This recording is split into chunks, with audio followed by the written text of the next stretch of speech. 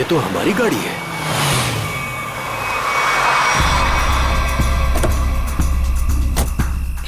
ये तो टीना और आकाश की गाड़ी है। Oh my God! आकाश, टीना, बच्चे नहीं है। मैं एक बार फिर से फोन करता हूँ। गाड़ी यहीं पर है तो दोनों बच्चे भी यहीं पर होने चाहिए। कैसे डरावनी जगह है, कितना घना जंगल है ये।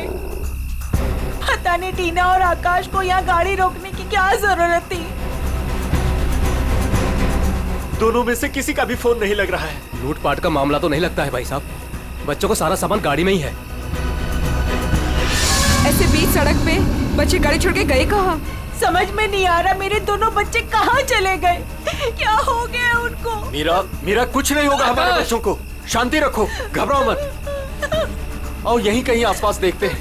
आकाश, टीना, आकाश, आकाश, आकाश, मेरी आवाज सुनाई दे रही है? आकाश, आकाश, टीना, पता नहीं इस घने जंगल में बच्चे कहाँ चले गए। मीरा, गाड़ी यहाँ पर है तो बच्चे भी यहीं पर होने चाहिए।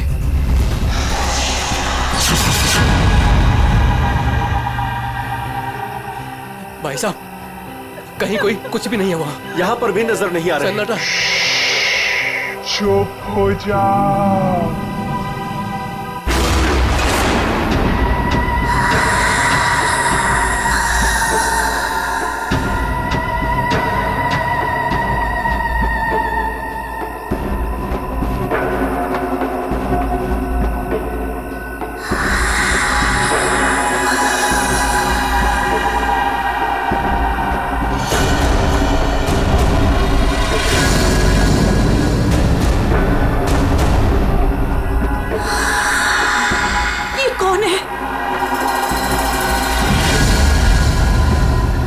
कौन हो तुम? कौन हो तुम? जाओ, जाओ यहां से।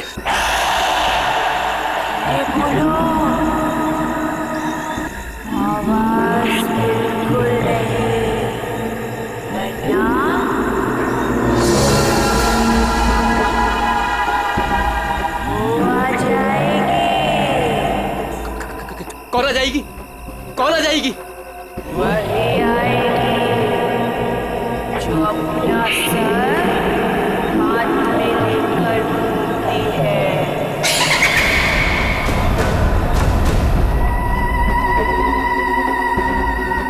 वो आ जाएगी। चलो कौन है? जल्दी, चलो गाड़ी में बैठो, जल्दी।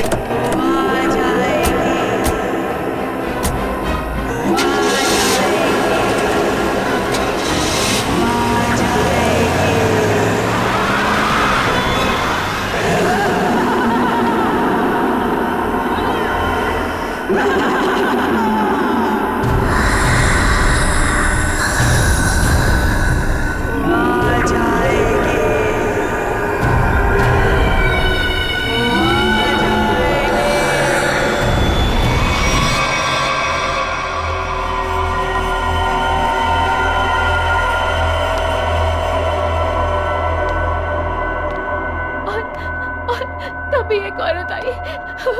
उसका सर नहीं था। वो मुझे मारने आई थी। उसका कटा सर उसके हाथ में ही था। वो मुझे मार डालेगी। बचा लो मुझे, वो मुझे मार डालेगी। ये क्या हो गया मेरी वत्सला को? कैसे बर्ताव कर रही है? अब क्या करूं मैं?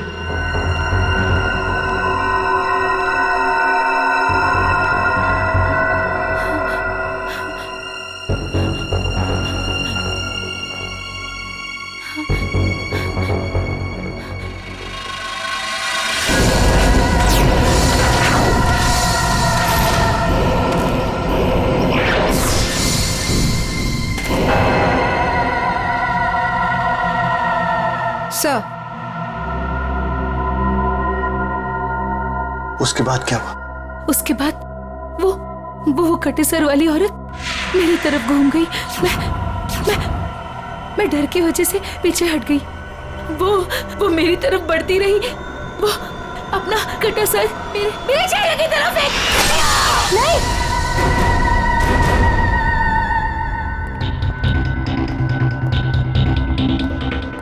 डॉक्टर साहब क्या हुआ है मेरी वाइफ को? मिस्टर नमित, देखिए ना डॉक्टर साहब के साथ क्या किया वत्सला जी ने। 10 इंजेक्शन दे चुका हूँ शांत करने के लिए, लेकिन कोई असर ही नहीं हो रहा। लेकिन हुआ क्या है वत्सला को? इनका दिमाग एक सरकटी औरत के बारे में सोच रहा है। उसकी चाल टाल, उसका रवैया और पता नहीं क्या क्या इसके दिमाग में घुस गया है। Oh my God! डॉक्टर साहब, मेरी वाइफ ठीक तो हो जाएगी ना? कुछ कह नहीं सकते, लेकिन ये चेंजेस आपने इनमें कब महसूस की? कल रात वत्सला की गाड़ी दहलिया रोड पे खराब हो गई थी। मैं इसे लेने वहां गया, तब से इसकी हालत ऐसी है। देखिए मिस्टर नमित, इनकी हालत बहुत नाजुक है। मेरी मानिए तो इन्हें फौरन हॉस्पिटल में एडमिट कर दीजिए। सर, मुझे तो लगता है कि वत्सला जी के साथ जो कुछ भी हुआ है ना, दहलिया रोड पे ही हुआ है। श्रवण, हमने कहीं वहां से आकर कुछ गलती तो नहीं की ना? अब हमारे बच्चे कैसे मिलेंगे? मुझे तो लगता है उस खूनी औरत ने कुछ कर दिया है टीना और आकाश को। भाई साहब, मुझे लगता है कंप्लेंट लिखवा देनी चाहिए। पता नहीं बच्चे किस हाल में होंगे। उमेश, मैं तो कहता हूँ हमें सीआईडी को फोन करना चाहिए। मैं करता हूँ भाई साहब।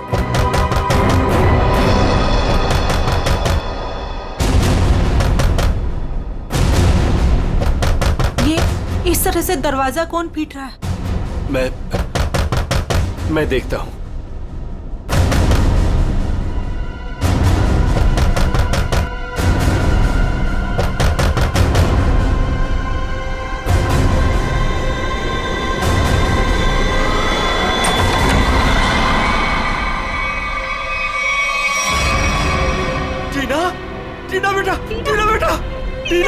टीना बेटा, ये क्या हो गया? क्या हो गया? किसने किया बेटा? ये किसने किया? टीना भाई साहब, इसकी हालत तो बहुत खराब है। इसे हॉस्पिटल ले जाना होगा। मैं गाड़ी निकालता हूँ भाई साहब। टीना बेटा कुछ तो बोलो। आकाश कहाँ है? आकाश भाइयों को बचा लो। बचा लो मतलब? क्या हुआ है आकाश को? टीना बेटा, टीना आंखें खोलो बेटा, आंखें खोलो बेटा, आंखें बंद मत कर बेटा। टीना, क्या हुआ तुम्हें? वो गाड़ी हमें रोक रही है माँ।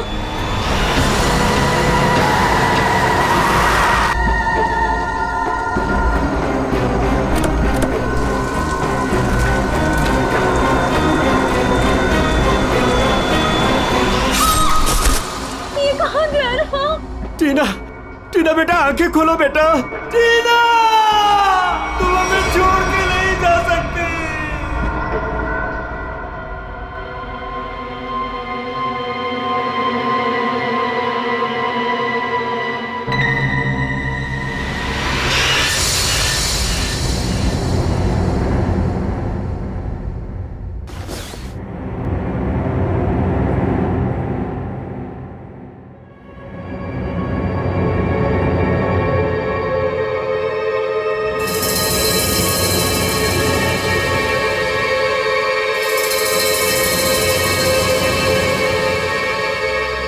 नहीं डॉक्टर साहब, मैं अपनी वाइफ को किसी भी हॉस्पिटल में एडमिट नहीं करने वाला।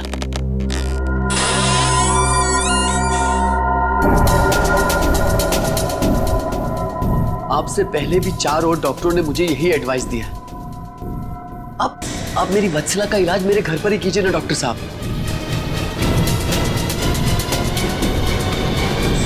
मैं अपनी वत्सला को अपने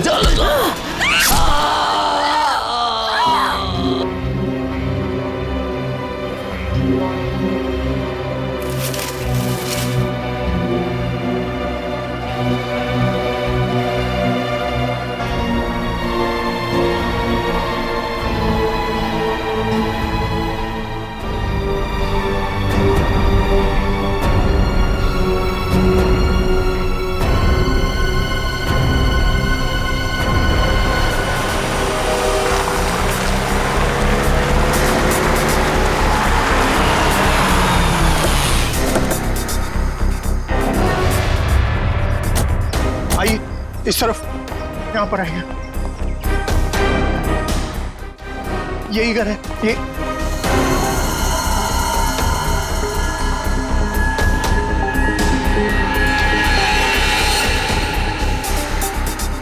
तो यहाँ पे जबरदस्त हाथापाई और तोड़फोड़ हुई है। चारों तरफ खून, सामान बिखरा पड़ा है। मिस्टर अमन, आपको कल रात ही हमें खबर कर देनी चाहिए थी। लेकिन सर, नमित के शरीर पर इतना खून देखा कि मैं डर गया था। हाँ सर। ये जिस किसी भी हथियार से विक्टिम पर हमला किया गया है वो हथियार काफी तेज धार वाला होगा। सालुंके साहब, आपको कैसे पता चला? ये देखो, ये छोटी छोटी बूंदें देख रहे हो खून की, ये एक धार नहीं सीधी। सर लगता है किसी चाकू या छोटे खंजर का इस्तेमाल किया गया है। पता नहीं जिसको भी इसने मारा है वो जिंदा है या नहीं। और ये खून से सने हुए पांव के निशान तो घर के अंदर की तरफ जा रहे हैं। तो यहाँ पर नमित के अलावा कोई और भी रहता है क्या? हाँ, उसकी वाइफ। ओह माय गॉड, उससे तो कुछ नहीं हो गया। भाभी जी, एक देखो सर।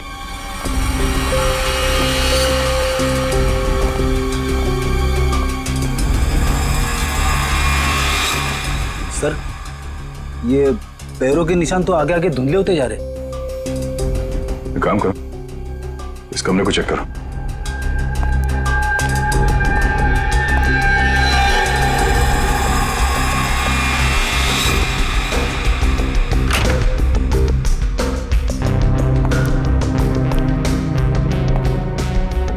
बेड पर तो कोई खून नहीं।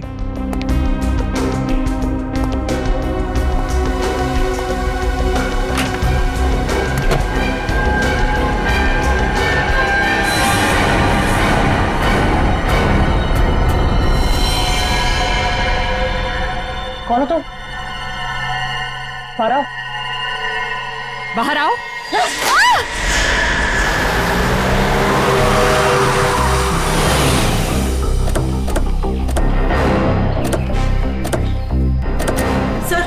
सर यही है मेरी टीना और आकाश की गाड़ी। यहीं पर मेरे बच्चों पे वो मुसीबत आई थी।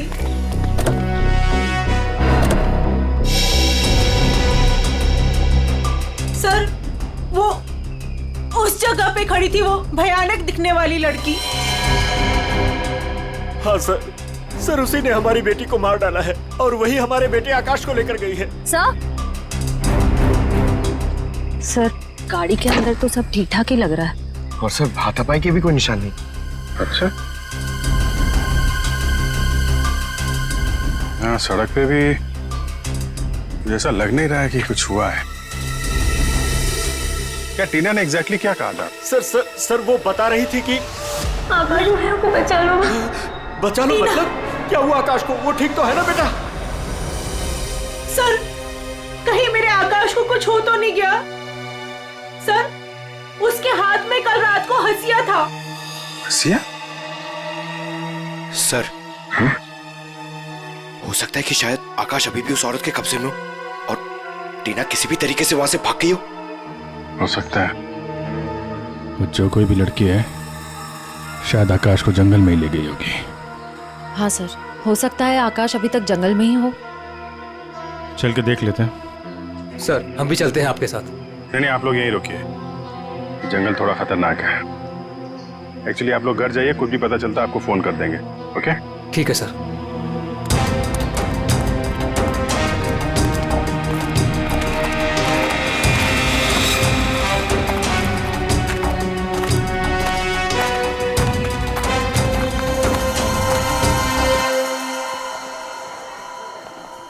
डॉक्टर साहब, वो आदमी कहाँ है जो खून से लथपथ आपके हॉस्पिटल में आया था? सर वो आदमी अंदर है। तो अब होश में है या अभी भी बेहोश है? नहीं, अभी होश तो आ गया है उसे, मगर थोड़ी बहकी बहकी बातें कर रहा है। क्या हम उनसे मिल सकते हैं? जी बिल्कुल, आइए।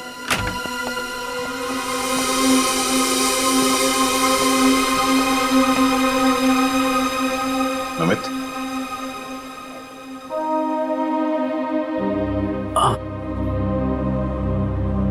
कौन? हम लोग सीआईडी से हैं। क्या तुम बता सकते हो कि ये तुम्हारे साथ कैसे हुआ? मार डाला मुझे। मेरी वत्सला ने मुझे मार डाला। पूछिए अमन से। मुझे रोज पिटती थी, पर मैंने कभी भी उससे उसे नहीं घूरा। हाँ सर, मैं हमेशा इस बेचारे की दर्द भरी आवाज सुनता था। मैं समझ जाता था कि भाभी जी का बेलन इसके सर पर बज रहा है। नमित, हम तुम्हारी पत्नी से मिल चुके हैं। कुछ न कुछ तो गड़बड़ हुआ है उसके साथ, लेकिन अचानक वह ऐसा बर्ताव क्यों करने लगी? भगवान, पता नहीं, जब से दहलिया रोड से आई है किसी सरकटी औरत के बारे में बात करती है और किसी पर भी टूट पड़ती है, जैसे जान ले लेगी वो किसी की भी। फिर दहलिया रोड, मतलब जो भी गड़बड़ है वो इस दहलिया रोड पे ही है।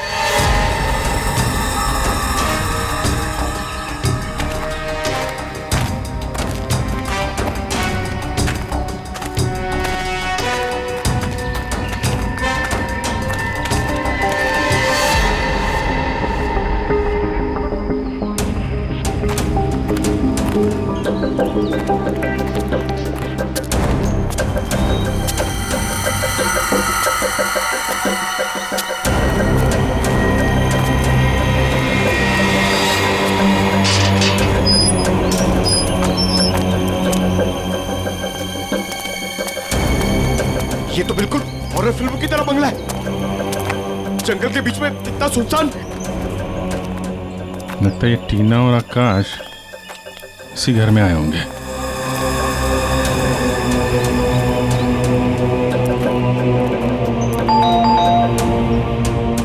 ज्यादा फिल्में मत देखा करो।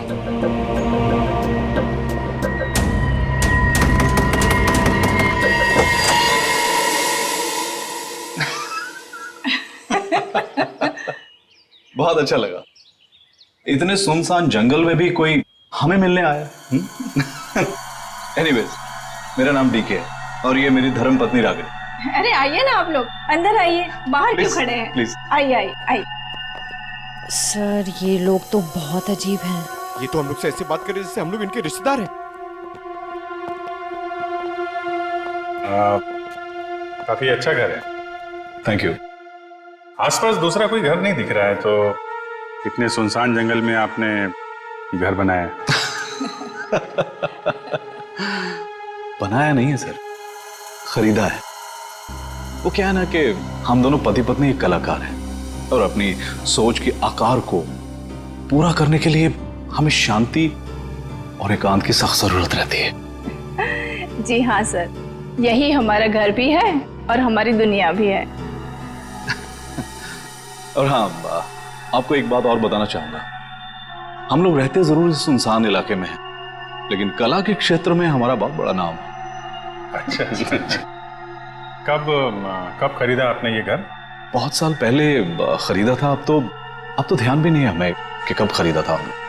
हाँ, ये तो याद होगा कि कल यहाँ पे कौन आया था?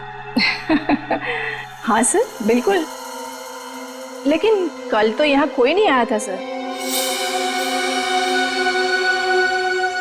ये फोटोज देखिए, ध्यान दीजिए और सोच के बताइए, क्या इन दोनों में से कोई भी कल यहाँ आया था? नहीं मैडम, इनको हमने पहले कभी नहीं देखा।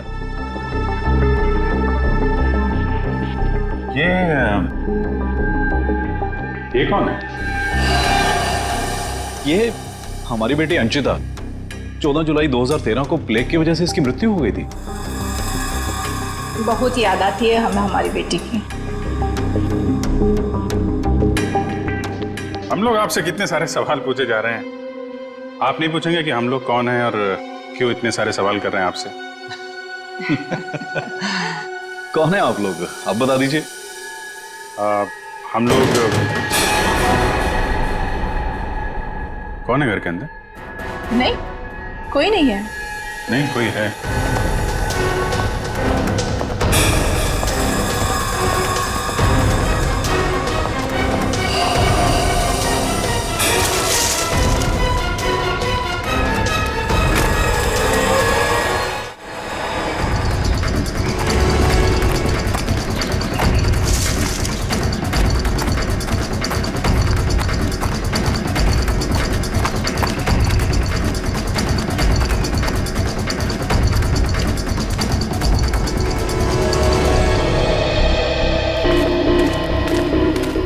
तो इस तरफ ही था। कहीं हमें देखकर छुप तो नहीं गया? हो सकता है आकाश भी उसी का साथी होगा शायद। देखते हैं।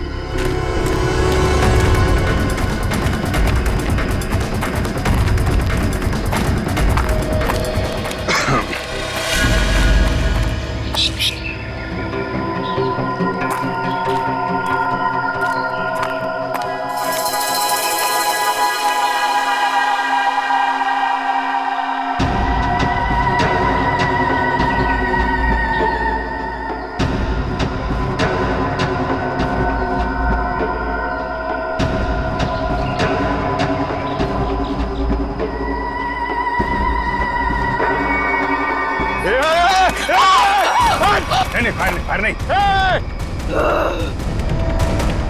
कर नीचे। कौन है तुम? क्या कर रही थी उस घर के अंदर? हसिया नीचे फेंको। टीना को तुमने मारा था ना? आकाश का? धीरे बोलो, वो सुन लेगी। वो तुम्हारे पीछे खड़ी है।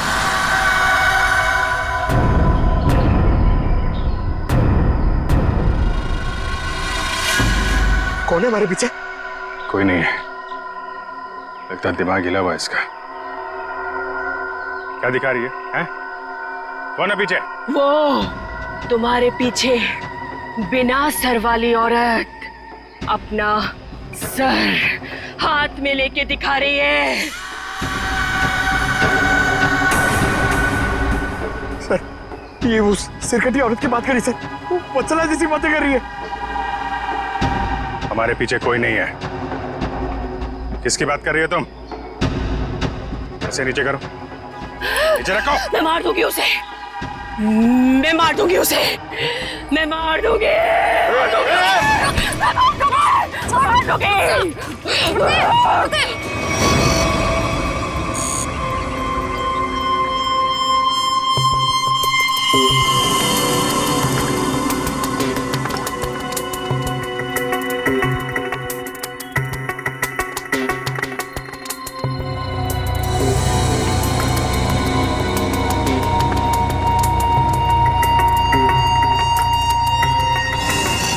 डॉक्टर मल्लिका, आप भी वही सोच रही हैं जो मैं सोच रहा हूँ? यस सर, पर ये है क्या? थोड़ा बहुत तो पता चला है, पूरा तो टेस्ट होने के बाद पता चलेगा।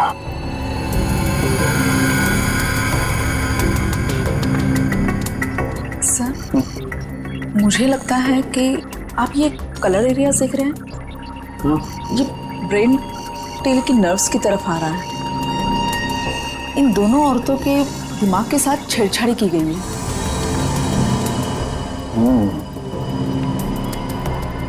सर, इनकी याददाश्त से छेड़छाड़ की गई है। इनको कोई नेचुरल रोग या दिमागी बीमारी नहीं, इनकी तो मेमोरी ही बदल दी गई है।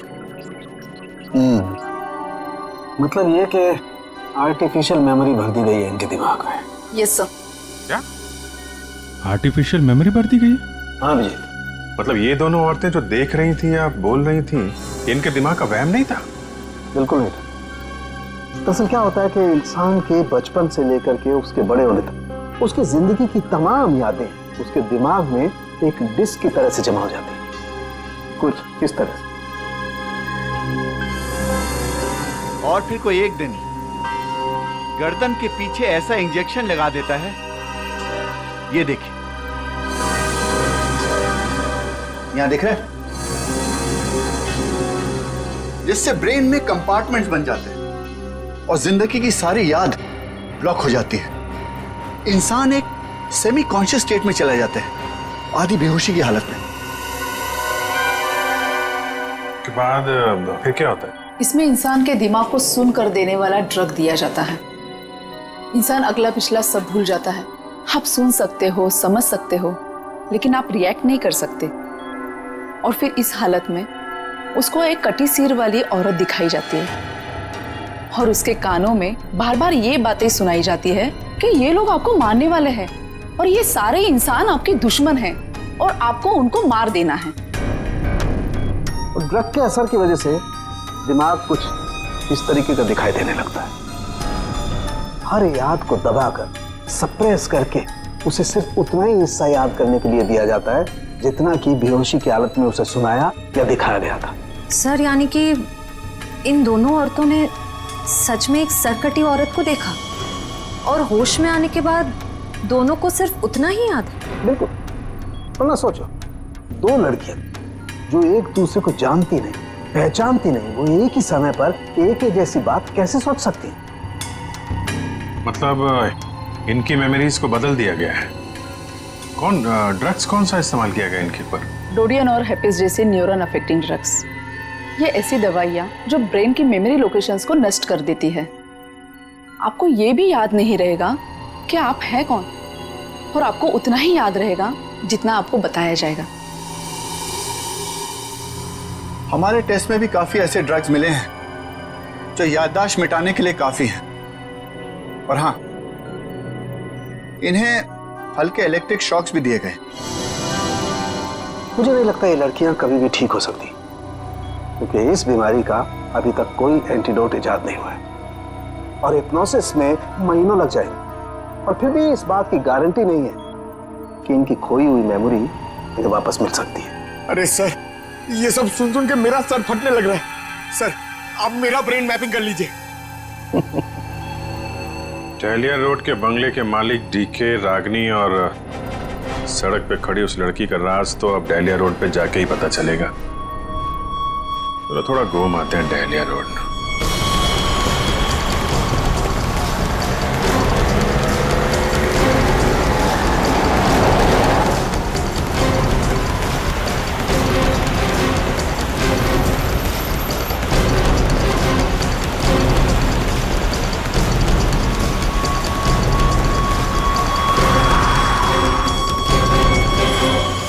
ये हमारी बेटी अंचिता 14 जुलाई 2013 को प्लेग की वजह से इसकी मृत्यु हो गई थी। ये तो वही लड़की है, डीके और रागिनी की मरी हुई बेटी। मेरी मदद कीजिए प्लीज। कैसी मदद? मेरा मतलब क्या मदद चाहिए आपको? मेरे मम्मी पापा अचानक से बेहोश हो गए। मैंने बहुत कोशिश की उन्हें उठाने की, पर वो नहीं उठे। कहाँ है कहाँ आपके मम्मी पापा? घर पे आके देखिए ना प्लीज, पास में है। चलिए आइए। कहाँ पर है? चलिए। अच्छा, इन नाम से कोई भी रजिस्ट्रेशन नहीं? ओके ठीक है, थैंक यू सर। सारे पेंटर्स एसोसिएशन में फोन कर लिया सर, मगर डीके और रागिनी के नाम से कोई भी रजिस्ट्रेशन नहीं। सब कुछ झूठ बोला उसने। मुझे तो लगता है कि उसने अपना नाम भी गलत बताया है। जयवंती, कुछ पता चला? नहीं सर, अभी तक कुछ भी नहीं पता चला। मगर सर, कितने कॉन्फिडेंस से झूठ बोल रहे थे दोनों। लगता है सर अब एक ही रास्ता बचा है, उन्हीं से सच उगलवाना पड़ेगा। नहीं जयवंती, पहले उसकी सारी डिटेल्स निकालते हैं, फिर उठाते हैं उसे। लेकिन सर पता कैसे चलेगा? एक काम करो, डहलिया हाउस में जो उनकी तस्वीरें खींची गई थी उन्हें क्रिमिनल डाटाबेस से और मिसिंग केस फाइल से मैच करवा के देखो, शायद असलियत सामने आ जाए। आइए। यहाँ इतनी रोशनी कम क्यों है? वो घर आबादी से दूर है ना, इसलिए वोल्टेज थोड़ा कम है। ये देखिए। दोनों एक साथ कैसे बेहोश हो गए? कहीं इस लड़की ने तो कुछ नहीं कर दिया?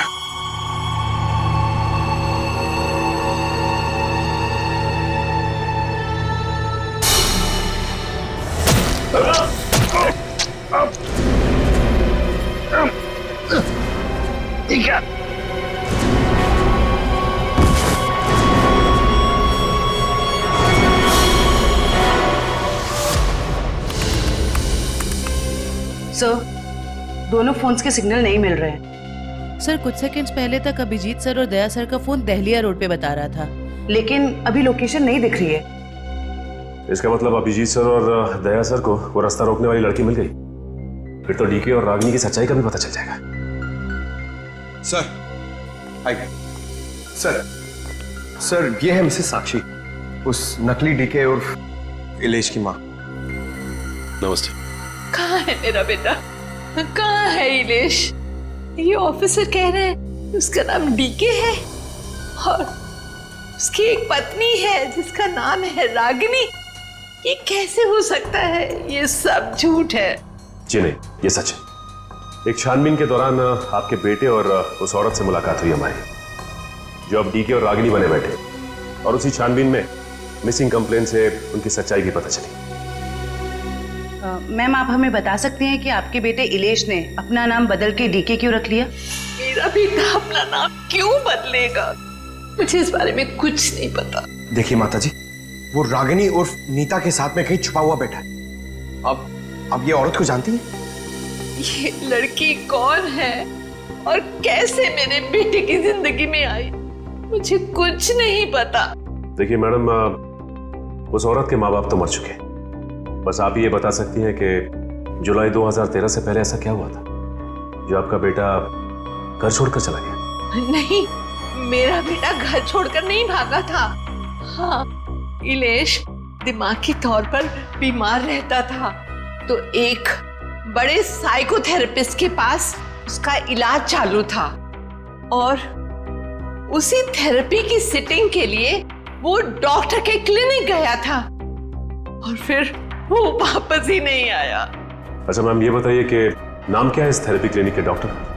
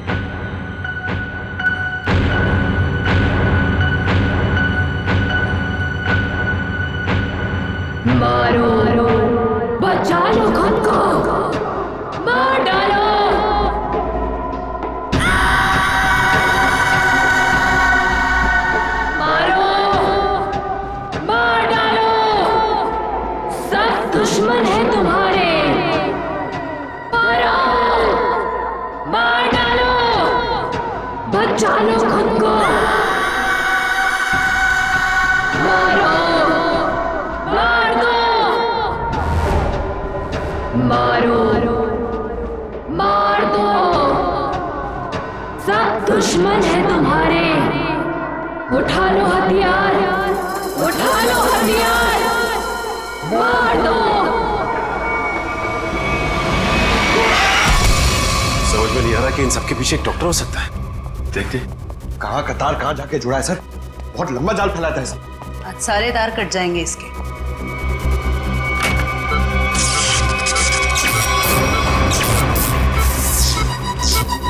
Oh my God.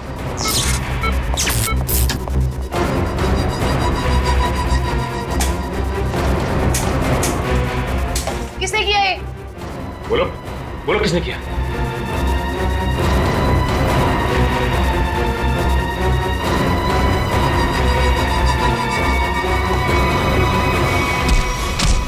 बता कौन है इन सबके पीछे? तुम उस बिना सर वाली औरत के साथ मिले हो ना? मैं नहीं, तुम उस सरकटी औरत के साथ मिले हुए हो। मैं जानता हूं, मैं छोड़ूंगा नहीं तुमको। तुम और उस औरत दोनों को खत्म कर दूंगा मैं। तुम मुझे मारना चाहता है ना? छोड़ूंगा नहीं तुम्हें।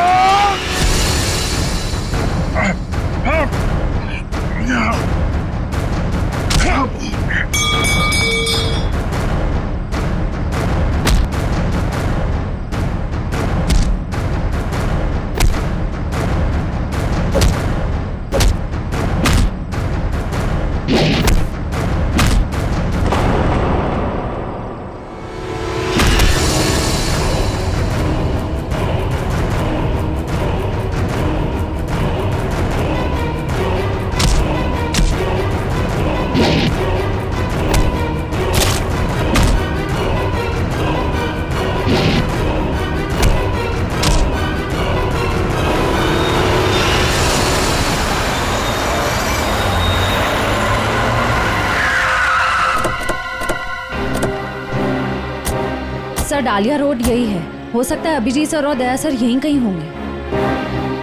हो सकता है वो डीके और रागनी क्या हो। हम लोग जाके देखते हैं, तुम लोग यहीं रखो, एक डॉक्टर जाना नहीं चाहिए। हाँ ठीक है, चलो आ जाओ।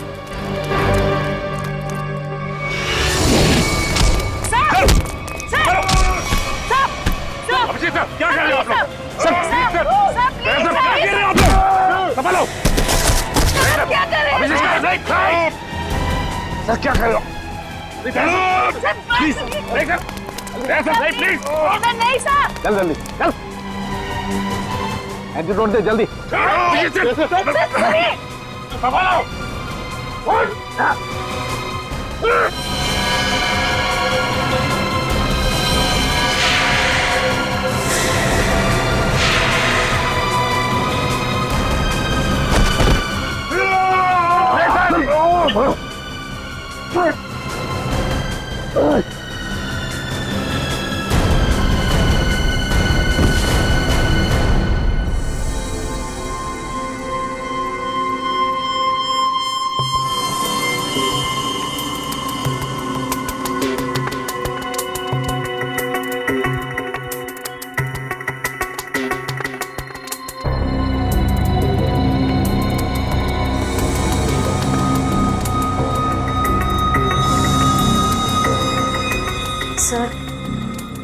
सर सब ठीक तो है ना?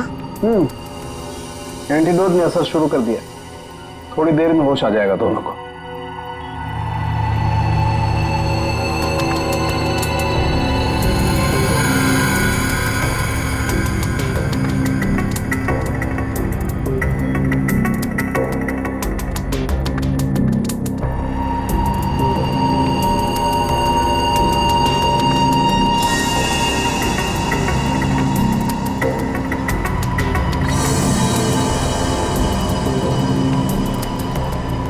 शुक्र मनाओ डॉक्टर सालुंके, अगर ये दोनों ठीक हुए हैं तो सिर्फ मेरी वजह से। अगर अपने दिमाग का सही इस्तेमाल किया होता ना तो एक मुजरिम की तरह इस हालत में नहीं खड़े होते, समझे? विकास अंकल, आपकी वजह से मैं भी एक मुजरिम बन के रह गई। अभी तो सिर्फ तुम दोनों का गुनाह सामने आया है। जिस दिन तुम दोनों को सजा मिलेगी ना, उस दिन समझ में आएगा कि गलत राह पे चलने का अंजाम क्या होता है।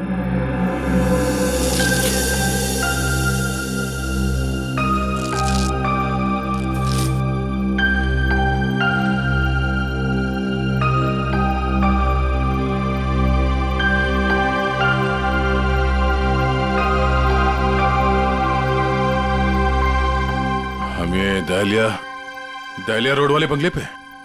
नहीं यार, न्यूरो सेंटर में है भाई।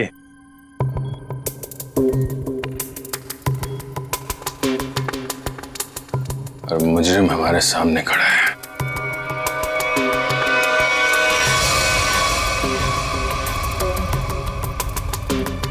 अच्छा एक बात बताओ, तुम्हें अभी वो कटे हुए सिर वाली औरत और वो भयानक आवाज से तुम ही सुने थे? सर वो तो उस वत्सला के दिमाग में था, और वो जंगल वाली लड़की के दिमाग में भी, वो जो हंसिया लेके घूम रहे थे।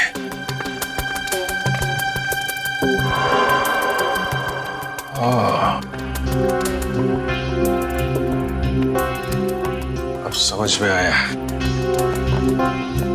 संचिता के माँ बाप ने भी हम लोगों को वो ड्रग्स वाला इंजेक्शन लगा दिया था, और हमारे दिमाग में भी ये सारी बातें भरती गई थी। बताओ डॉक्टर विकास, क्यों किया तुमने ये सब? जल्दी बता, वरना हमें तुम्हारा इलाज करना पड़ेगा। क्या बताऊं, डॉक्टर सालुंके ने सब कुछ समझा तो दिया था। मैं दुनिया में तहलका मचाने वाला ब्रेन मैपिंग एक्सपेरिमेंट करना चाहता था। बेहोशी में मैं लोगों को यहां लाता था और उनके ब्रेन से उनकी सोच को निकालकर अपनी सोच भर देता था।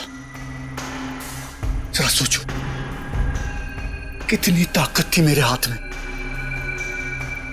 जब वो लोग जागते थे तो उन्हें वही दिखता था, और उनके दिमाग में वही ब्रेन की मेमोरी थी जो जो मैंने डाली थी। उनका ब्रेन वही करता था जो मैं कहता था। मतलब कि मैं उनके ब्रेन से सब कुछ करा सकता था। और तुम दोनों ने भी तो वही किया ना। और ये अंशिता, इसने भी गुनाह में तुम्हारा साथ दिया था। मैं इनकी भतीजी हूँ, इन्होंने ही मुझे पाला पोसा। डीके और रागिनी मेरे माँ बाप नहीं है। वो घर, डीके, रागिनी, मैं, ये सारा विकास अंकल का बिछाया हुआ एक जाल था। और आकाश, उसके साथ क्या किया तुम लोगों ने? उसकी ड्रग की डोज ज्यादा हो गई थी, उसे ब्रेन हैमरेज हो गया था। उसकी मौत का मुझे बहुत अफसोस है। तुम्हारे जैसा जीनियस डॉक्टर लोगों के दिमाग का गलत इस्तेमाल करने के चक्कर में गुनहगार बन गया। तुम्हारी खोज इंसानियत के खिलाफ है। कानून तुम्हें इसकी जरूर सजा देगा। शायद फांसी होगी तुम्हें।